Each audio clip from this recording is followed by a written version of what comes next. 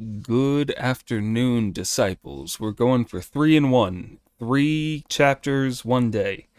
We'll see if it happens. I might have to pause halfway through just because my throat is starting to get a little raspy. Um, but I'm booked until like 5 p.m. tomorrow, so I have to make sure that I get another one out, or at least scheduled before I leave for work tomorrow. So, that being said, Chapter 89. The tawny lion spirit arranges a rake feast in vain. Metal, wood, and earth make havoc on Mount Leopard Head. The story tells how after days on end of hard work, the Smiths all went to sleep that night, only to get up at dawn to start again and find that the 3 weapons had disappeared from under the matting shelter. Dumbfounded with horror, they started looking for them everywhere, and when the 3 young princes came out of the inner quarters to watch, the Smiths all kowtowed to them and said, "Young masters, we don't know where the divine teacher's 3 weapons have all gone."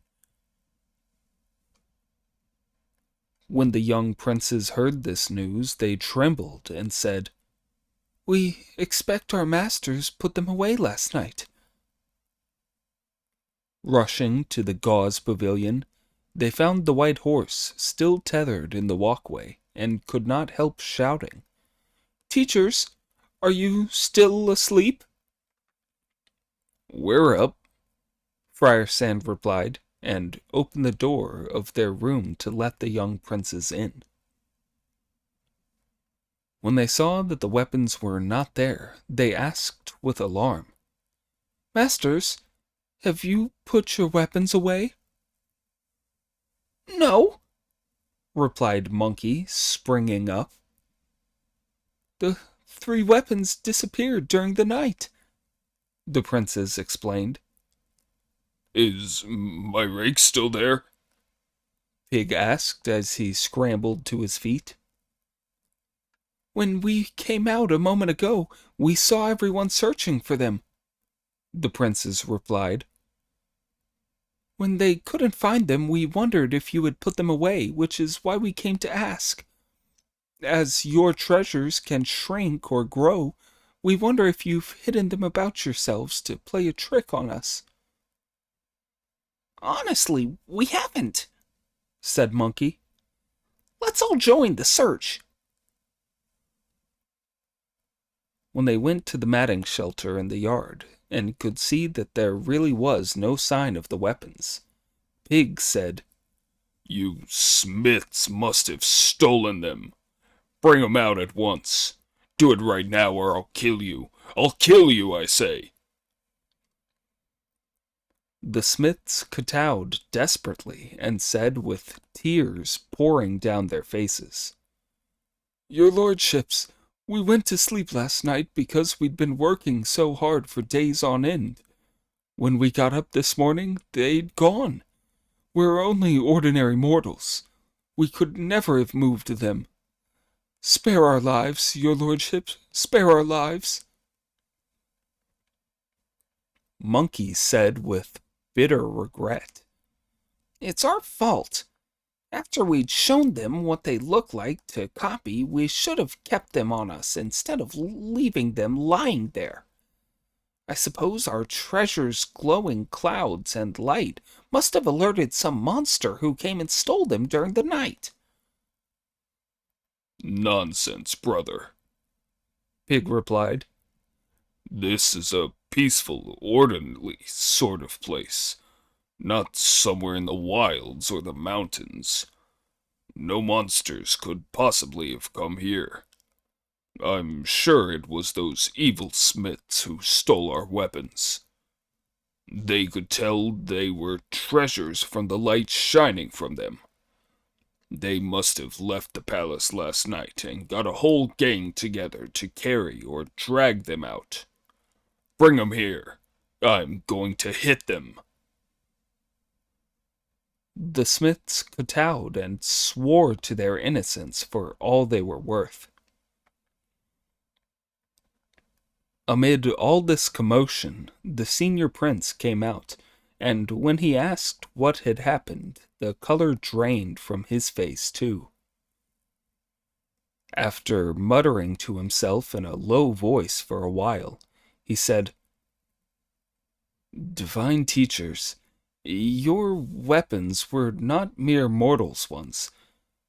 Even if there had been 100 or more people, they would never have been able to move them. Besides, my family has been ruling this city for 5 generations. I'm not boasting, but I do have a certain reputation for being a good man.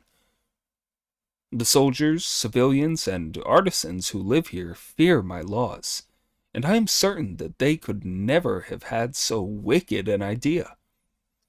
I hope that you divine teachers will think again." "No need for any more thinking about it," replied Brother Monkey with a smile. "And no need to make the smiths suffer for what's not their fault. I would like to ask your Royal Highness if there are any evil monsters in the mountains and forests around the city." "That's a very good question," the prince replied. "There is a mountain north of the city called Mount Leopardhead, with a tiger-mouth cave in it. People often say that immortals or tigers and wolves or evil spirits live there. As I've never been there to find out the truth, I'm not sure what kind of creatures there are." "No need to say more," replied Monkey with a laugh. "It must be someone wicked from there who knew they were treasures and came during the night to steal them. Pig, Friar Sand," he ordered, "stay here to guard the master and the city while I go for a look round."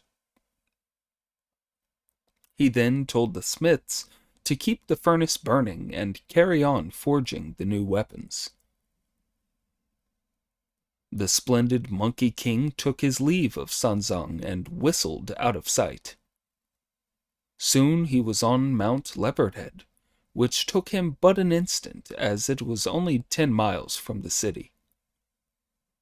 As he climbed to the summit to look around, he saw that there was quite an air of evil about it.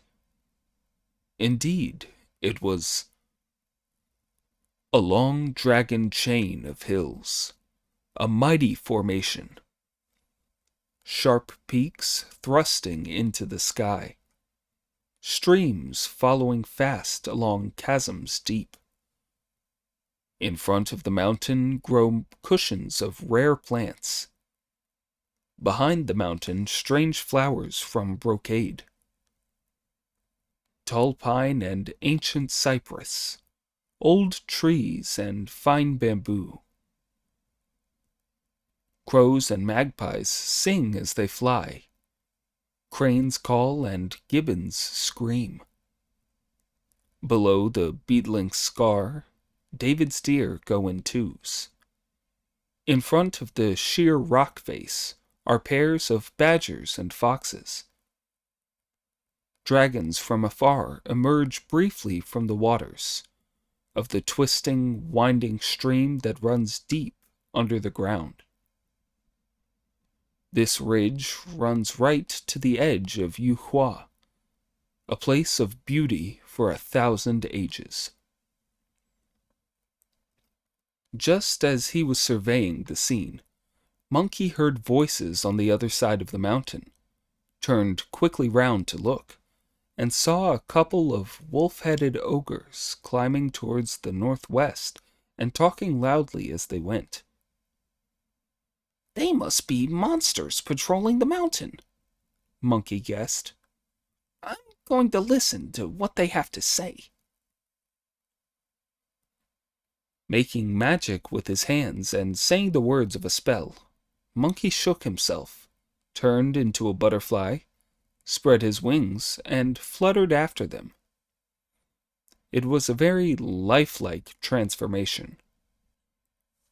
A pair of powdery wings, 2 silver antennae. In the wind, it flies very fast. In the sun, it's a leisurely dancer. It crosses rivers and walls in a flash. Enjoys stealing fragrance and playing with catkins. This delicate creature loves the taste of fresh flowers. It shows its beauty and elegance as it pleases. He flew to a spot right above the evil spirits' heads, where he floated and listened to what they had to say. "Brother," one of them shouted suddenly, "our chief keeps on striking it lucky. The other month he caught himself a real beauty to live with him in the cave, and he was as pleased as anything about that. Then, last night, he got the 3 weapons, which really are priceless treasures. Tomorrow there's going to be a rake banquet to celebrate, so we're all going to benefit." "Yeah, we've been quite lucky, too," the other replied, "being given these 20 ounces of silver to buy pigs and sleep. When we get to Qianfang Market, we can have a few jugs of wine to start with, then fiddle with the accounts to make ourselves 2 or 3 ounces of silver to buy ourselves padded jackets for the winter. It's great, isn't it?" As they laughed and talked, the 2 monsters hurried along the main path at a great speed. When Monkey heard about the banquet to celebrate the rake, he was quietly delighted. He would have liked to kill the devils, but it was not their fault, and besides, he had no weapon. So he flew round till he was in front of them, turned back into himself, and stood at a junction along the path. As the devils gradually came closer, he blew a mouthful of magic saliva at them, recited the words Om Humkara, and made a fixing spell that held the 2 wolf-headed spirits where they were. Their eyes were fixed in a stare. They could not open their mouths, and they stood upright, both legs rigid. Monkey then knocked them over, undid their clothes, and searched them, finding the 20 ounces of silver in a purse carried by one of them in the belt of his kilt. Each of them was also carrying a white lacquered pass. One of these read, Wily Freak, and the other read, Freaky Wile. Having taken their silver and undone their passes, the splendid great sage went straight back to the city, where he told the princes, the Tang priest, the officials high and low, and the smiths what had happened. "I reckon my treasure's the one that's shone the brightest," said Pig with a grin. "That's why they're buying pigs and sheep for a slap-up meal to celebrate. But how are we going to get it back?" "We'll all 3 of us go," said Monkey. "This silver was for buying pigs and sheep. We'll give it to the smiths. His Royal Highness can provide us with some animals. Pig, you turn into Wily Freak. I'll turn into Freaky Wile, and Friar Sand can be a trader selling pigs and sheep. We'll go into Tigermouth Cave, and when it suits us, we'll grab our weapons, kill all the monsters, come back here to pack up, and be on our way again." "Terrific," said Friar Sand. "No time to lose. Let's go." The senior prince agreed with the plan and told his steward to buy 7 or 8 pigs and 4 or 5 sheep. The 3 of them left their master and gave a great display of their magic powers once outside the city. "Brother," said Pig, I've never seen that wily freak, so how can I possibly turn myself into his double? I did fixing magic on him to keep him over there somewhere, Monkey said, and he won't come round till tomorrow. I can remember what he looks like, so you stand still while I tell you how to change. Yes, like this. No, a bit more like that. That's it. That's him. While the idiot said an incantation, Brother Monkey blew on him with magic breath, turned him into Wily Freak's double, and gave him a white pass to tuck in at his waist. Monkey then turned himself into Freaky Wile, with a pass at his waist too, and Friar Sand made himself look like a traveling dealer in pigs and sheep. Then they drove the pigs and sheep together along the path west towards the mountain. Before long they were in a mountain gully, where they met another junior devil. He had the most horrible face. Just look. A pair of round and bulging eyes, shining like lanterns. A head of red and bristly hair, blazing like fire. A red nose, a twisted mouth, sharp and pointy fangs, protruding ears, a brow that seemed hacked into shape, and a green and bloated face. He was wearing a pale yellow tunic and sandals made of sedge. He looked most imposing, like some evil god, as he hurried along like a vicious demon.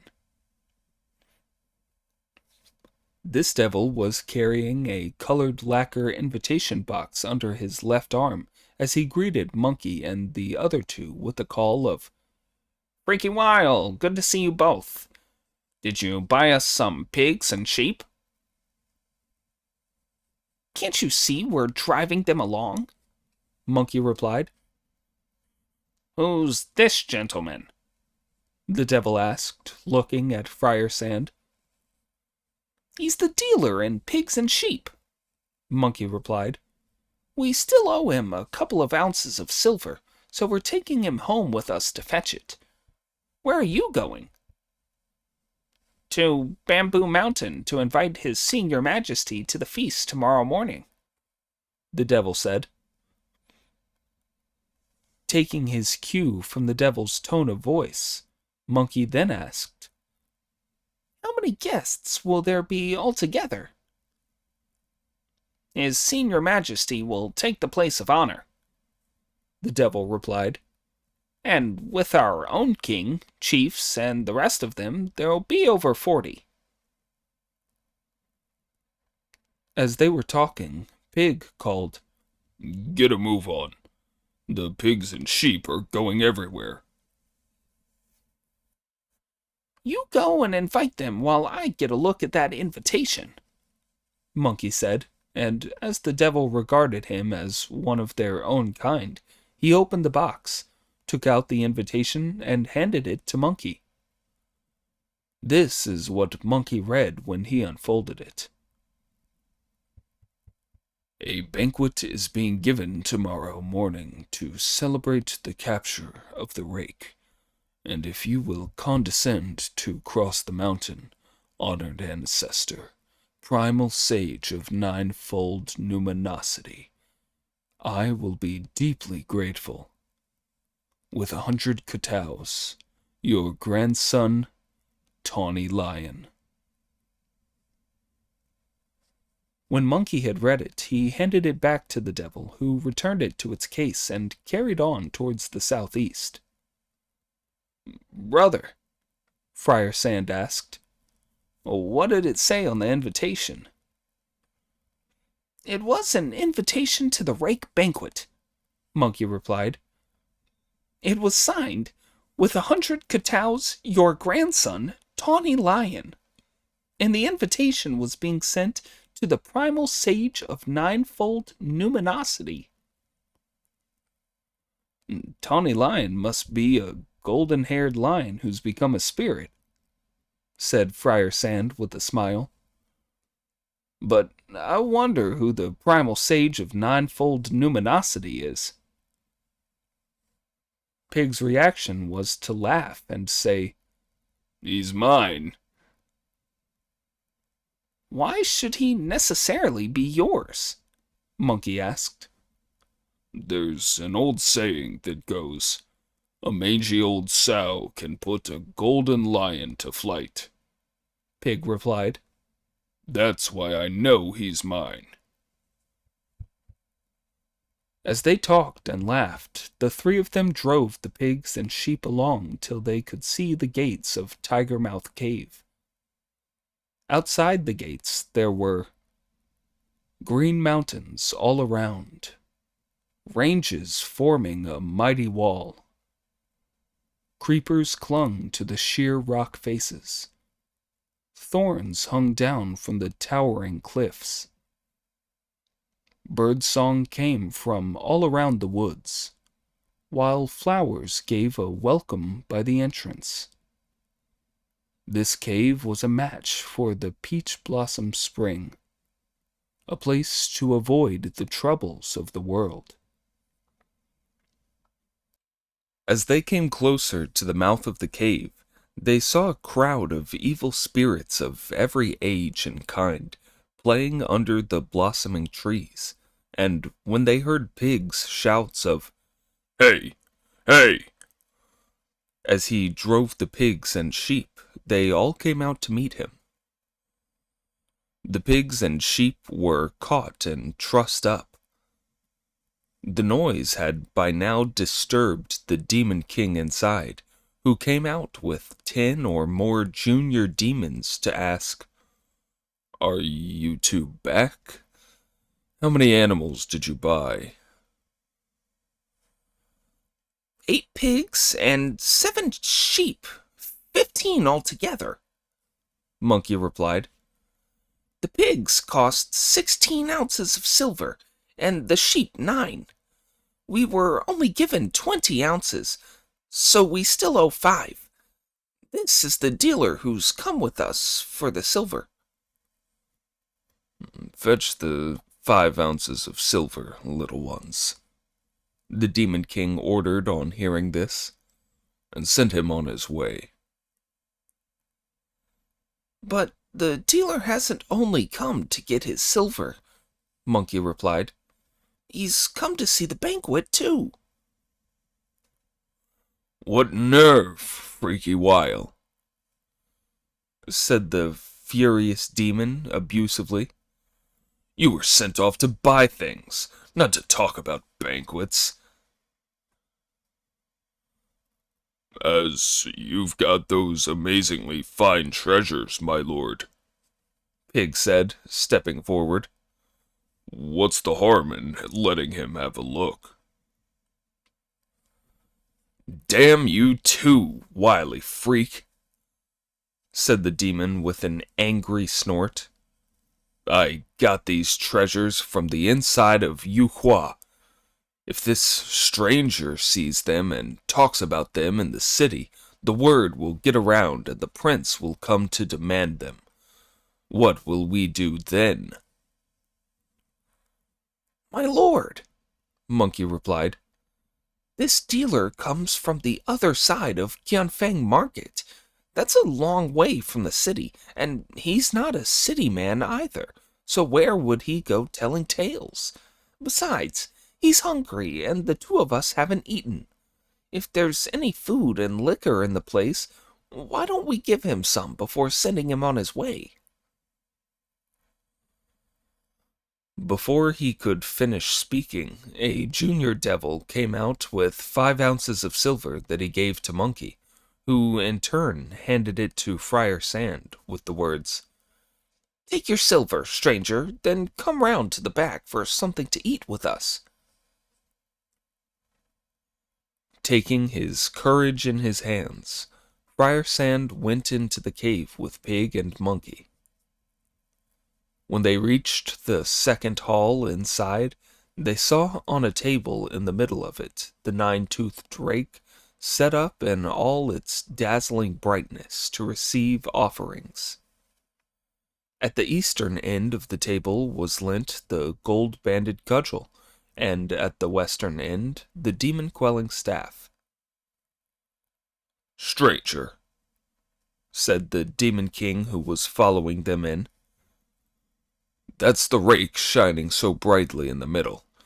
You're welcome to look, but don't tell anyone about it, whatever you do." Friar Sand nodded in admiration. Oh dear, this was a case of when the owner sees what's his, he's bound to pick it up.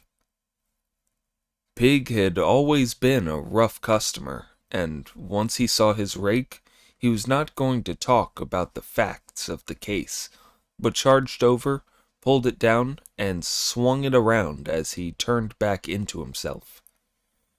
He struck straight at the evil spirit's face, not caring about the proper ways of using his weapon. Monkey and Friar Sand each rushed to one end of the table to grab his own weapon and turn back into himself.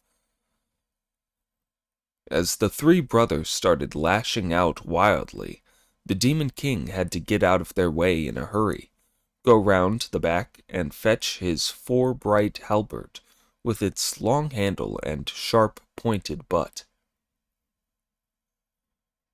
Rushing into the courtyard, he used this to hold off the three weapons and shout at the top of his voice, "Who do you think you are, trying to trick me out of my treasures by impersonation?" "I'll get you, you hairy beast!" Monkey cursed back. "You don't know who I am. I'm a disciple of Tung Tsung Zung, the holy monk from the east. When we came to Yuhua to present our passport, the prince told his three sons to take us as their teachers of fighting skills. They were having weapons copied from ours. That was why ours were left in the courtyard for you to sneak into the city and steal in the middle of the night. And you accuse us of tricking them out of you by impersonation. Stay right there and try a taste of our three weapons." The evil spirit at once raised his halberd to fight back. They fought from the courtyard out through the front gate, three monks chasing a single demon. It was a splendid battle. The cudgel whistled like the wind. The rake's blows came raining down. The demon-quelling staff filled the sky with glowing mist. The four-bright halberd gave off clouds. They were like the three immortals refining elixir, making dazzling light that frightened gods and ghosts. Monkey was brilliant at displaying his might. The evil spirit was wrong to have stolen the treasures. Marshal Tianpeng showed off his divine powers, while the great General Sand was heroic and splendid. As the three brothers fought with skill and one mind, a great battle took place in Tigermouth Cave. The ogre was full of power and cunning, a fit match for the four heroes. They fought until the sun set in the west, when the demon weakened and could hold out no longer.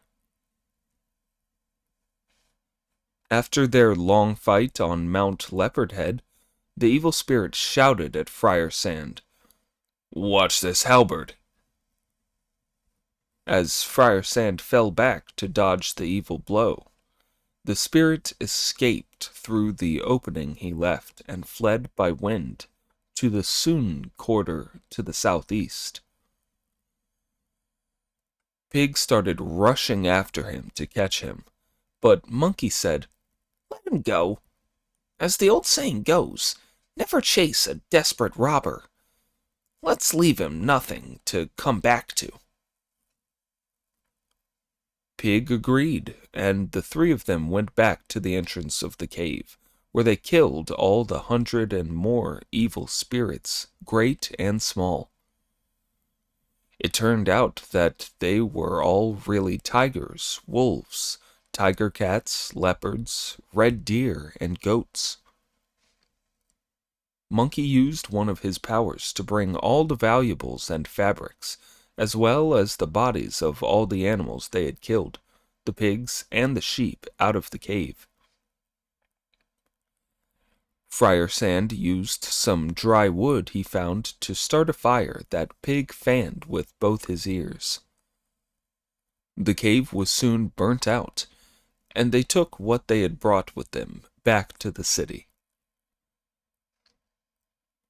The city gates were wide open. People had not yet gone to bed. The senior prince and his sons were still waiting in the gauze pavilion. The three disciples dropped all the dead wild animals and sheep, as well as the valuables, with loud thumps into the courtyard, filling it up as they called out, "Master, we're back! We've won!" The senior prince then expressed his thanks to them. The Tang priest was delighted, and the three young princes fell to their knees to bow.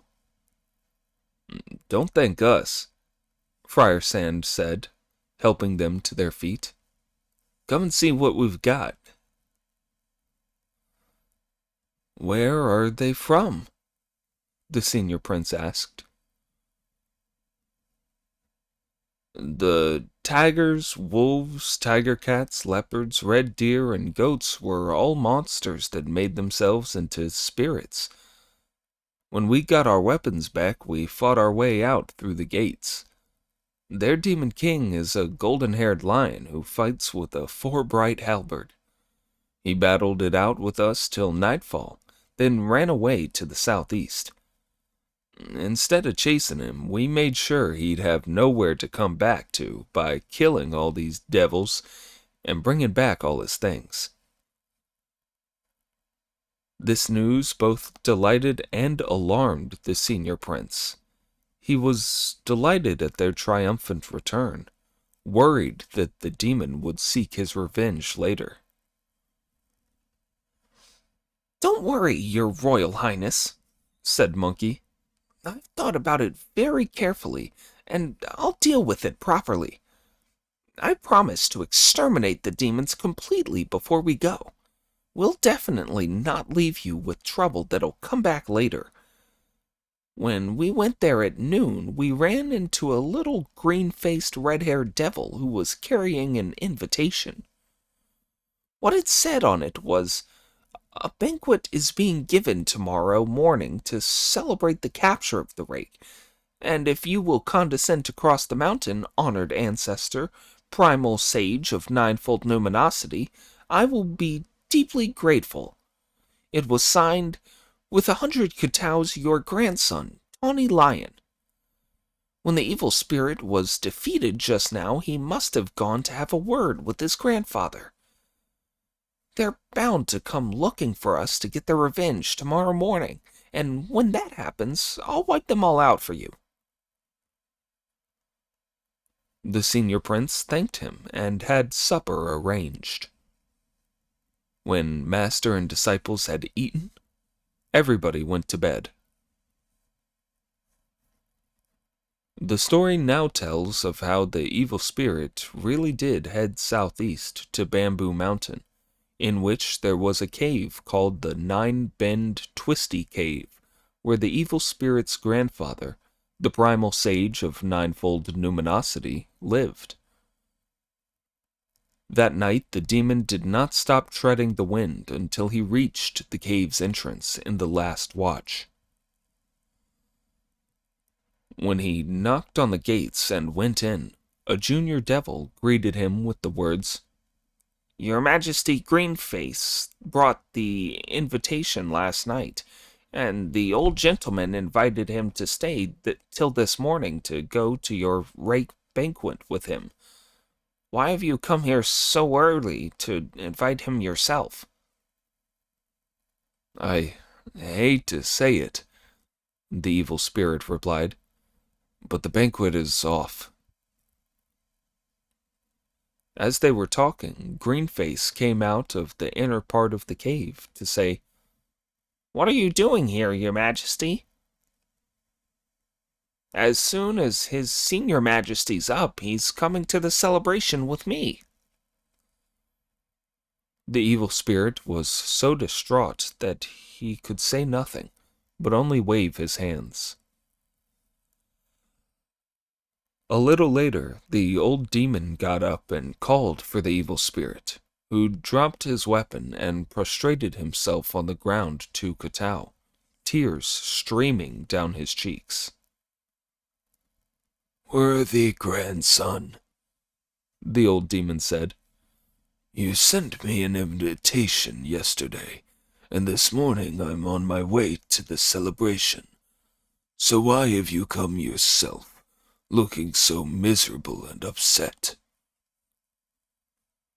"I was taking a stroll in the moonlight the night before last," the evil spirit replied, still kowtowing, "when I saw a dazzling light rising up to the sky from the city of Yuhua.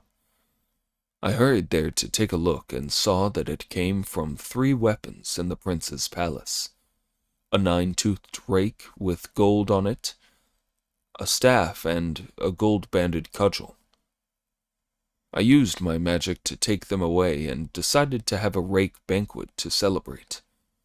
I sent some of my underlings to buy pigs, sheep, and fruit for the feast that I invited you to come and enjoy, grandfather. But after I sent Greenface over with the invitation yesterday, Wily Freak and the other one who'd been told to buy pigs and sheep came back with a dealer, a stranger, for some silver. The stranger was all set on seeing the banquet. I refused as I was afraid he'd spread the news around. Then they said they were hungry and asked for some food to eat, so I told them to go round the back to eat. When they got inside and saw the weapons, they said they were theirs. They each snatched one and turned back into their real selves. One was a monk with a hairy face and a mouth like a thunder god's. One was a monk with a long snout and big ears, and one was a monk with a really sinister face. The 3 of them yelled at me and started lashing out. They didn't care at all. I just managed to fetch my 4-bright halberd and come out to hold them at bay. When I asked them who they were and how they dared go in for impersonation, they told me they were disciples of the Tang priest, who's been sent to the western heaven by Great Tang in the east.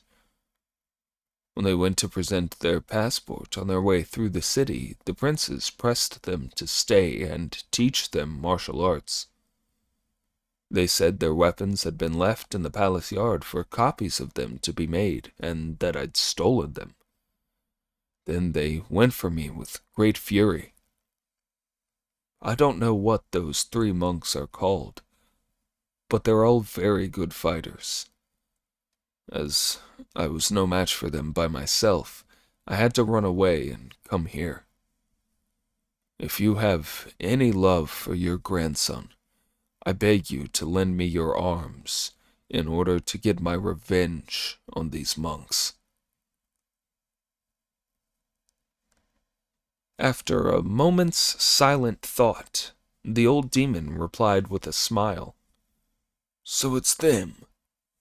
Worthy grandson, you made a big mistake provoking him." "Do you know who they are, grandfather?" the other asked. "The one with a long snout and big ears is Zhu Beiji," the old demon said. "And the one with a horrible face is Friar Sand. They're not too bad. But the one with a hairy face and a mouth like a thunder god is called Sun the Novice. He's got really tremendous magical powers. When he made havoc in heaven 500 years ago, 100,000 heavenly troops couldn't catch him, and he's a most determined hunter. He's like a policeman who will search mountains and seas, smash caves, storm cities, and cause all sorts of trouble. Why did you have to provoke him? Never mind. I'll go with you and capture those so-and-sos and the Prince of Yuhua to avenge you. On hearing this, the evil spirit kowtowed again in thanks.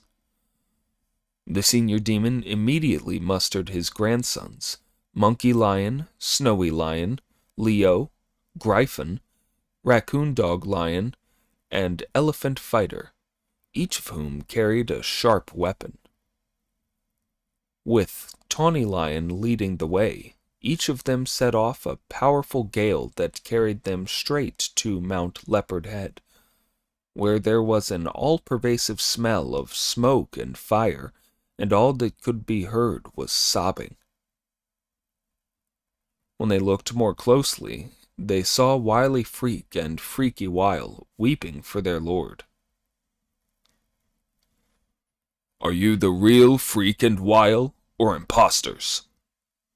The evil spirit shouted as he went up to them. Falling to their knees and kowtowing with tears in their eyes, the two devils replied, "We're no imposters. After we were given the silver to buy pigs and sheep yesterday, we met a monk with a hairy face and a mouth like a thunder god in the wide valley to the west of the mountain. When he spat on us, our legs went all weak, our mouths went stiff, we couldn't speak and we couldn't move. He knocked us over, found and stole our silver, and took our passes off us. We were left in a daze till we came round just now. When we got home, we found the place still on fire, and all the buildings burnt down. We were crying so bitterly because you, my lord, and all the chiefs had disappeared. We don't know how the fire was started." When the evil spirit heard this, he could not stop his tears from gushing forth as he stamped his feet in fury, let loose heaven-shaking roars, and exclaimed in hatred and fury, "Damned baldies! Vicious beasts! How could you be so evil? You destroyed my cave palace and burnt my beauty to death. You've killed everyone, young and old, in the household. I'm so angry I could die." The old demon then told Monkey Lion to take hold of Tawny Lion, saying, "Grandson, what's done is done. Upsetting yourself won't do you any good. What you must do now is summon up all your energy to catch those monks in the city."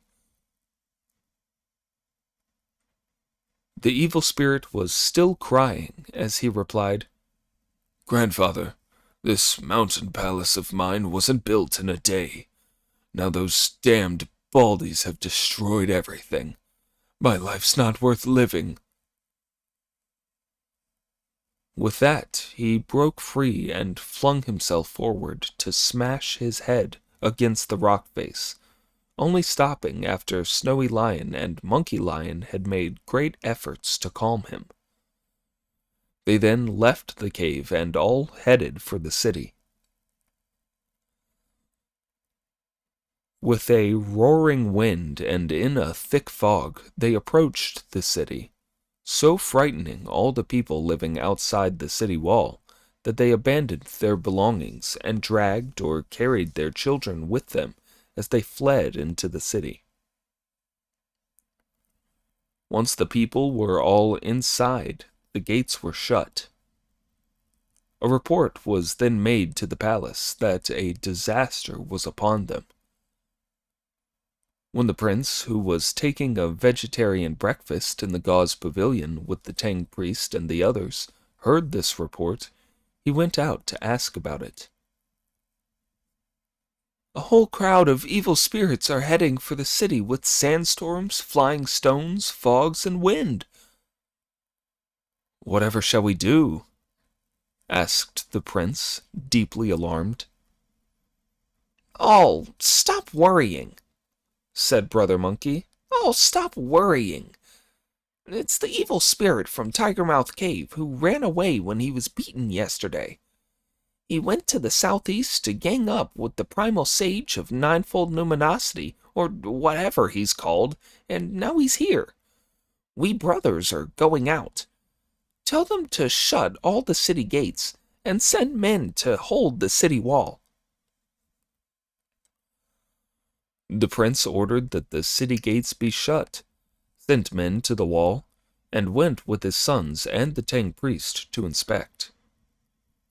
The army's banners blotted out the sun, and the cannon fire reached the sky as Monkey, Pig, and Friar Sand left the city amid wind and clouds to give battle.